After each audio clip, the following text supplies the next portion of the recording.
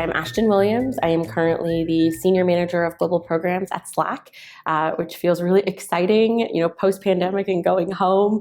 And Slack's where our digital headquarters has been. So I've been there for about, I think, 5 months. And what I oversee is the global programs that basically every forward-facing seller, customer-facing person needs to know. So think methodology, competition, industry, overall excellence.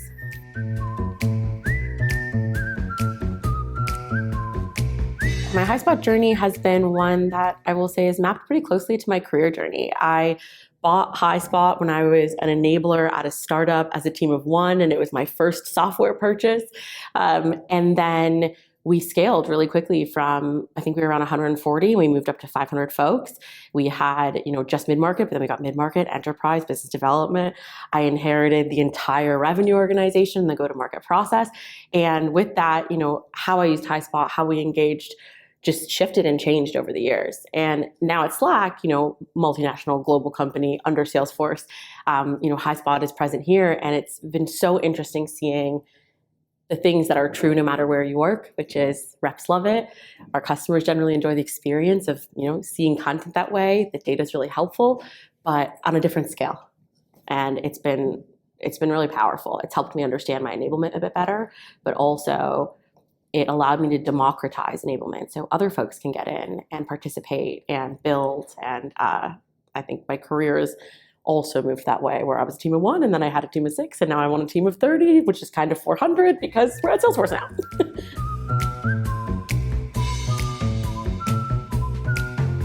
My perspective on maturity as it pertains to Highspot. So I think you can start out a power user. And, my journey at my first startup very much showed that. We bought the tool and we had to use every aspect of it. We didn't have the choice to only make it a CMS or to only use it for pitching. All those things were needed right away.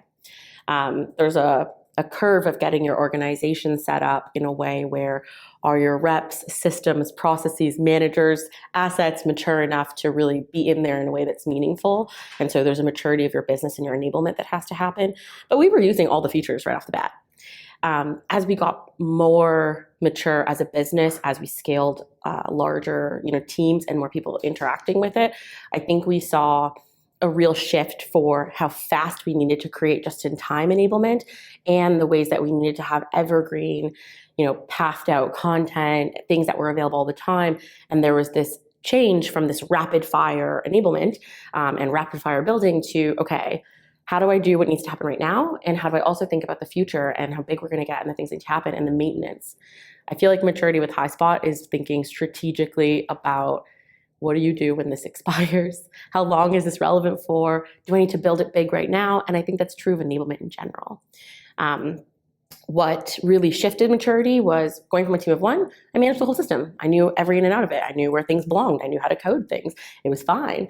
And then I hired 6 enablers and I was like, I have to teach you that. And that might not make sense to other people. And I can't be the only person holding on to that. And I think the maturity journey is when you bring other teams in there, it elevates the system, but it also forces you to elevate your process and how you use it. So product marketing started to come in. We had professional services designing things in there. We had a whole enablement team in there. And we really had to think about that governance strategy and where that content was coming from, but also to make the system not overwhelming and keep it valuable. And that's where I think you use analytics in a different way. You start to use it to go, do we need this? Do we use this? Can I cancel this?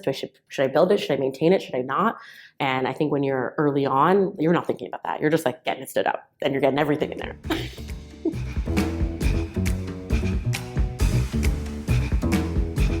I think that's a golden question. That's like asking how does enablement help with rep attainment? We know it does in some ways. That looks different for every company. Just like when I joined as enabler, I'm going to do different things that help attainment. I'm going to do the same thing in another company and it doesn't help attainment. And I think with Highspot, you see that same truth. So what we found was for initially at the startup stage, and while we were learning our business process and our sales cycle, reps had that real-time data. So we had a team of people that needed to make strategic decisions, that needed to, on their own, learn our customer, learn our buying journey, learn our business. So we gave them data at their fingertips so they could look at the pitches, they could see the engagement, they could see what was working and what was not, because we didn't have the resources to go do that for them. And at that stage, that helped. It helped us, establish our first business processes. As we got bigger, there became more of a compliance mechanism where it's like, we know what works and we want to get it to you. And so we're using this vehicle to help you. And there's whole, go read this. Is it being engaged with? This is available now. But what I actually saw as my, North Star at the startup was, it was the single source of truth. It was the place you could trust. We had, messages coming in all the time. We had all these things moving, and you kind of understood that, like, if it was in Highspot and on a page, I could see when it was last updated. It was our source of truth, and it became this place of stability for what was changing in the business. The other way that it really supported attainment was it gave insights to my team to proactively understand where the questions, where the searches, where the gaps were, and for our managers. So, managers are so important in driving sales success, whatever that looks like. They coach, they have to drive compliance, they also have to drive engagement and support their team in the really hard job of helping buyers make sense of software. And so there were elements where, leaders would spin up best practice spots, and leaders would go in and go, hey, like, is my team even reading this? And I go, actually, like, your team isn't, but this team is, and they're quite successful. Why don't you guys have a chat? And I think when we provide people data and context in the place that they do their work, and it's also where the customers meet us there, that drives attainment, because you're pulling the team together in one place, and it doesn't matter, what you do that with. We used to do it in person all the time. You see a customer buying journey look better when everyone is on the same page. Attainment in general, though, it's still the responsibility of the rep to close the deal, and it's still the responsibility of the rep to prioritize helping that buyer buy above following all the processes.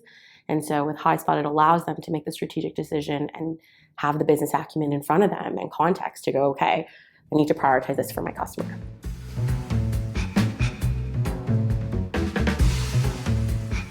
My advice for someone considering Highspot, whether you're an enabler or not, I would say you have to make the decision about, is democracy and getting buyer insights from both your rep and your customer a priority for you? And if that answer is yes, you need a system that allows reps to contribute to it in a way that is frictionless for them, but allows governance for you to see. You also need to be able to create and push things out. And I think having a tool that has your engagement layer for your customer, your engagement layer for your reps, and your engagement layer for your enablement team all in one place is so important. And that's worth learning, and that's worth figuring it out, and that's worth building the strategy around. And I think that's been my favorite thing about it, where I can see if a rep cared about what we built, and they can give feedback in the system, which they don't all do, but you can see it through their engagement. I don't have to bother my reps to ask them what's working. I can see it. And I think there's no business that doesn't need that in some way. I'd also say it integrates in so many ways that Highspot meets us where we are. So, like, we're at Slack.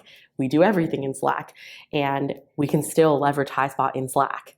And it doesn't stop us from benefiting from it, but we can meet our sellers where they are. And that for me has been really powerful across different companies, seeing how they use Highspot.